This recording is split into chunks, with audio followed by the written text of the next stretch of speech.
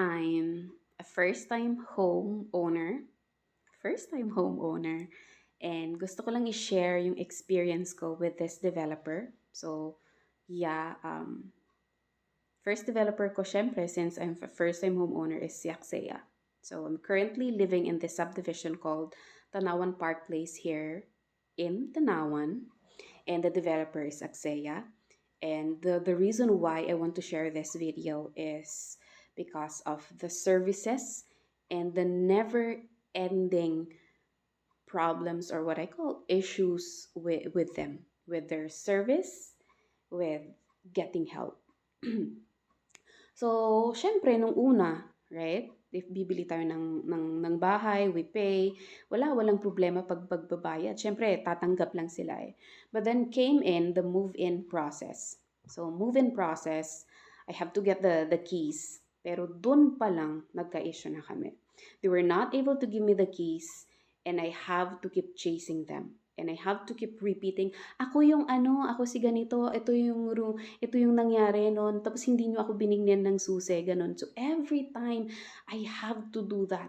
Yeah, you have to back to zero yung story, which is yung nakakainis yun. And I have been doing that like, ilan bang buwan? Parang 4, 5 months bago ko nakuha talaga yung susi. Which, yung move in, nakapirma na ako na, naka-move in na ako, pero wala akong susi.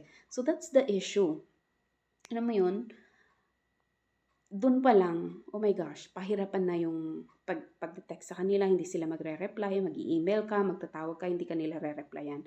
Hindi nila aangatin yung phone for you, and you have to go to their office and you have to tell your story over and over again. At dun pa lang, sobra, grabe na.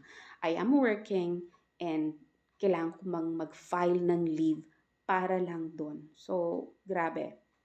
Next, so hindi pa doon natatapos. So nag-move in na ako. I have to request for water. Para syempre, dapat kasi pag move in na, dapat may water na kaagad. Pero wala. You have to request pa, and maglalagay lang sila ng tubo dun sa, I don't know how they call it, pero yung kung saan yung main pipe para lumabas yung tubig, ganun, para pumasok dito sa loob. It took me again how many months just for that to be processed. So, grabe. Alam mo yun, yung kailangan mong puntahan sila, parang magmakaawa ka, magtatanong kailan nyo gagawin to, kailan nyo gagawin yun, ganon. So, nahirapan pa din ako doon. Third, yung Batelec. Batelec for Batangas, that's for electricity, for others to call it Meralco. Alam mo yun, bago kasi asukasuhin ng Batelec or Meralco, dapat may kontador ka na, yung metro, at saka nakalinya na dapat yun sa loob ng bahay para kakabitan lang nila ng wire sa labas. But then, again, the services of this developer, Axea, kailangan mo ulit silang puntahan, i-email, i-message, i-text, kailangan mo pat kasi wala sila pag Saturday, Sunday. Saturday, half day lang sila. Ganon. So, sometimes, yung work ko, sometimes I have to do Saturdays, and sometimes, yun nga, nauwi ako, Sabado na ng late. Ganon. So, hindi ko na sila naaabutan pag Saturday. So, nahirapan din ako sa pag-aas ng help para makabitan na ako ng metro, which nabigay ko naman na lahat ng requirements. So, doon, grabe, lahat. Okay. So, doon pa lang, grabing-grabe na yung stress. There were times na parang ayoko na. Pero syempre, as a first-time home owner, parang ganito ba yung na-experience ng lahat? So, probably, ganito talaga yung na-experience. So, I kept moving. So, ayan, okay na. Nakatira na ako dito. The good thing is, yung ginawa ko din ng isang strategy na I think for first-time homeowners, it would be good na pag bear type yung nakuha nyo. I'm not really quite sure for dun sa fully furnished na. Pero yung bear type kasi itong nakuha ko. Hindi ko muna siya pinanturahan. Chinek ko muna yung proofing niya. So, I was here May, tapos yung tag-ulan is June, right? So, tumira ako dito na wala muna akong ni-renovate na kahit ano, it's because nakalagay dun sa document na once may ni-renovate ka at nagka-problema, hindi nila aayusin yon. It's because in the contract, especially for bubong, 1 year yon, pag may nasira, dapat sila yung mag-aayos. Ganon. So I stayed here without renovating anything. So it's very important that you will have to check the documents or yung contract na meron kayo so that may pwede kayong ilaban. But the bad thing here about this developer is nothing. They have a lot of rules but they don't know how to follow the rules. Okay? So ang sabi doon, pag may sira yung bubong, ayusin nila and all that.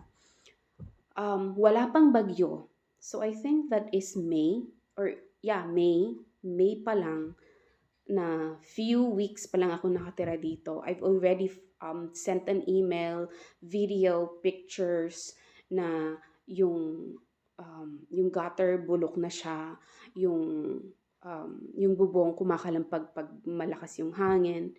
And then, no one replied, no one helped, right? No one fixed that and came to check what's happening. Wala.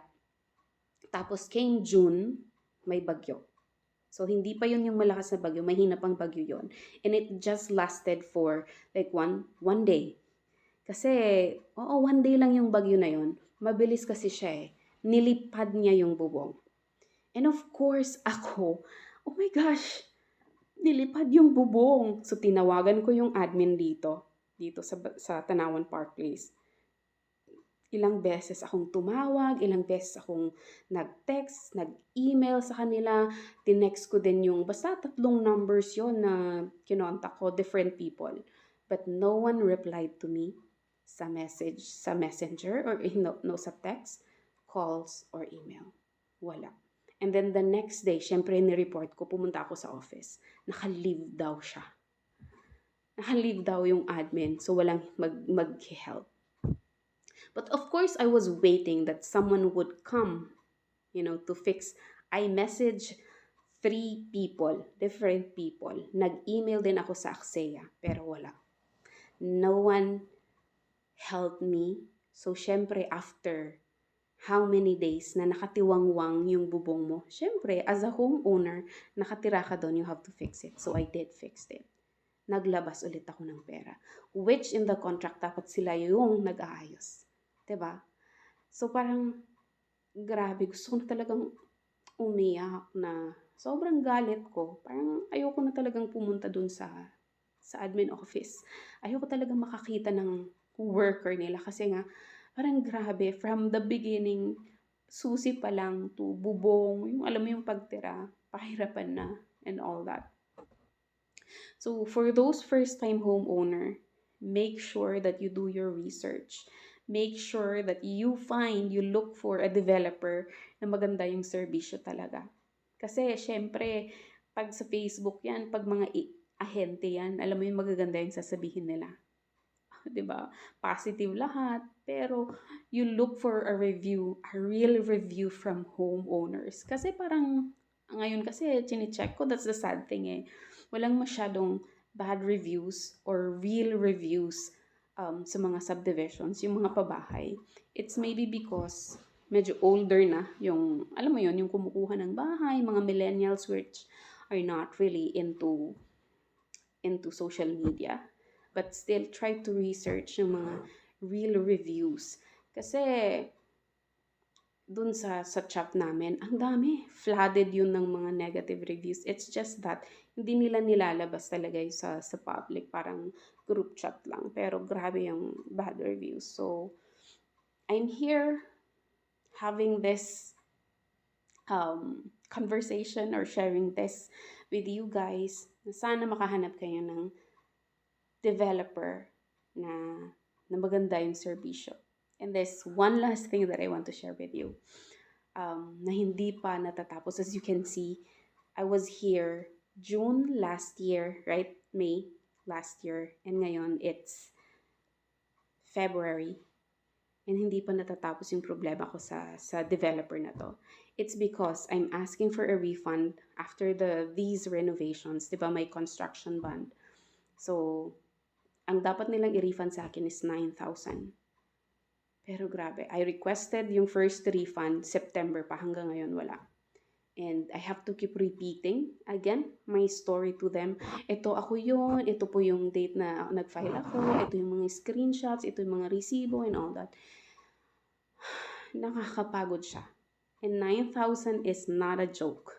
Alam mo yun? Parang minsan gusto ko lang sanang tumigil, tama na kasi ayoko ng stress. Pero I know na it's not just me na nagkaroon ng ganitong issue. And it's about time na malaman ng tao na this is my experience with this developer. And I hope it helped other people. Yun lang.